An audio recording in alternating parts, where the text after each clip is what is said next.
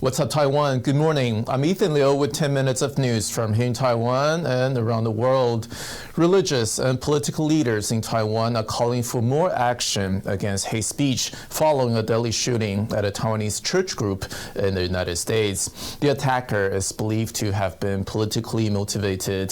TaiwanPlus reporter Bing Wang spoke to Amy Liao, whose parents were at a Taiwanese church luncheon when the shooting took place. She says her mother is still processing what happened that Sunday. Her memory is a little bit blurry, but she does recall the gunman shooting up into the air first, and that caught people's attention. People were scrambling. Her main memory was seeing Dr. Zheng, as she refers to him, running towards him, getting shot, hitting the ground, and bleeding a lot. She started to feel queasy and lightheaded.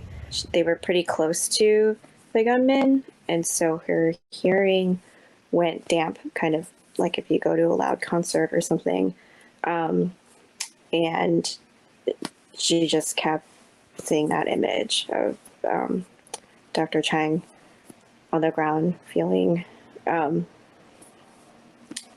panic in the room, and just trying to see where they could exit. But as the reports have come out, you know,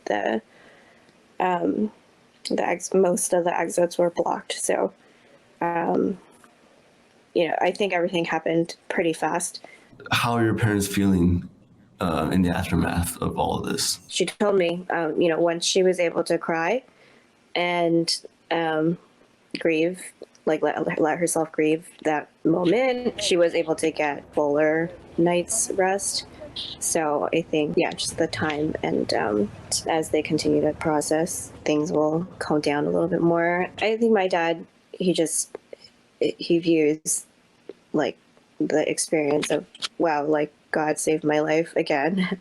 Yeah, he's not as much of a verbal processor. The church has contracted a couple psychiatrists or psychologists, mental health workers, to come for the next couple weeks to share with the congregation as a whole. Have you talked with other members of the church and how they are feeling right now?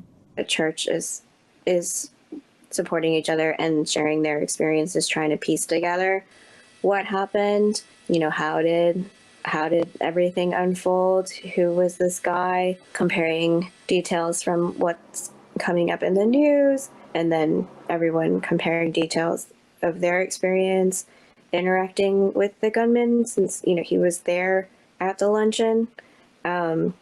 So yeah, my other auntie said she actually went up to him and asked him, why are you closing all the doors and putting chains on the doors?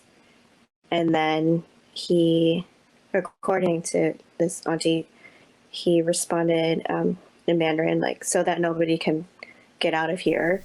And I think people aren't expecting an active shooter situation, but, you know, just feeling like there was something definitely off. Our climate is changing before our eyes. That's according to the World Meteorological Organization, which is warning of disastrous consequences if immediate changes are not made. The United Nations agency, which covers weather, climate, and water resources, released its annual overview in its State of the Climate 2021 report. Eric Gao has more details. Climate change is still worsening. The latest UN report finds that the world has not done well in fighting global warming over the past year. The State of the Climate report is a dismal litany of humanity's failure to tackle climate disruption. The World Meteorological Organization report says emissions of greenhouse gases like carbon dioxide, methane, and nitrous oxide were historically high. Both sea levels and ocean temperatures continue to climb, threatening sensitive ocean ecosystems like coral reefs. The effects of climate change are being felt around the world, with millions of people being displaced by weather events and economic losses in the hundreds of billions of dollars. But it's not too late to turn things around. The good news is that the lifeline is right in front of us. Transforming energy systems is low-hanging fruit. And investment in renewables creates jobs, 3 times more jobs than fossil fuels. We don't have a moment to lose. Taiwan is stepping up its efforts to fight climate change. The government in March announced a new plan to have renewable energy provide up to 70% of the country's electricity needs by 2050. It also aims to achieve net zero emissions in that same time frame. But there are concerns that the changes countries are pledging may be too little, too late. The UN has warned that without immediate action, the world is heading towards a climate catastrophe. Damon Lin and Eric Gao for TaiwanPlus. Like other countries around the world, Taiwan is feeling the effects of climate change. We saw rare snowfall at the start of the month, while temperatures in the first half of May have been the 3rd coldest since record-keeping began. For more insight, Eric Gao spoke with Xu Huangsheng, a research fellow at the nation's top research body, Academia Sinica. He began by asking about the unusual weather we've been experiencing. Actually, generally speaking, the Taiwan will get warmer and warmer, just like a global mean temperature. But near some occasion, we can have some cold winters. So that means that even in the global warming trend, the cold winter or cold days could still occur. Do you feel that Taiwan is doing enough to fight climate change? And in your opinion, where should our efforts be focused? So try to enhance or develop our availability of the green energy, such as wind power and solar power. And we also need to explore other new, more inventive way or new ways of producing a green or alternative energy. Another religious festival to honor the sea goddess Mazu kicked off in the early hours of Friday morning. Record numbers of people have signed up to participate, despite the fact that Taiwan is experiencing its worst outbreak of COVID to date. Fiu Wang reports. A flag is placed on the dragon pillar at the temple where the Baisatu Matsu pilgrimage begins. This is done in the run-up to the procession to ward off evil spirits. It's also a call to devotees to begin fasting in preparation for the spiritual journey.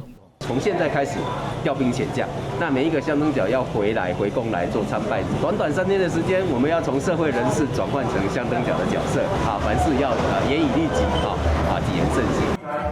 The Baishatun Matsu pilgrimage is one of several massive processions in Taiwan that honors the sea goddess Mazu. Of all the deities worshipped in Taiwan, she is one of the most popular, and the devout are not faced by a rise in COVID-19 cases. A record-breaking 90,000 people have signed up to take part in this year's event.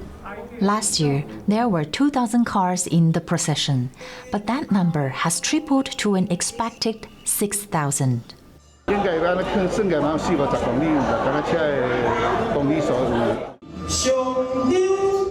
President Tsai Ing-wen showed up on the eve of the pilgrimage to pray for a healthy and holy event.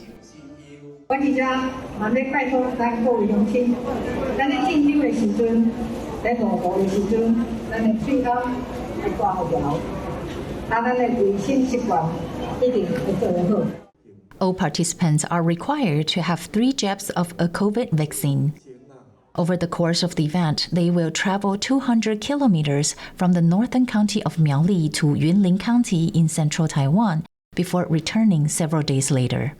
Alex Chen, Eugene Huang, and Phil Wang for TaiwanPlus. Thank you for watching What's Up Taiwan. Remember to download the TaiwanPlus app for more stories from Taiwan and around the world. And finally, today we leave you with images of the world's first purpose-built motor racing circuit, Brooklands in the UK. These classic cars are celebrating 100 years since the land speed record was last set at the track. I'm Ethan Liu. Take care and have a nice day.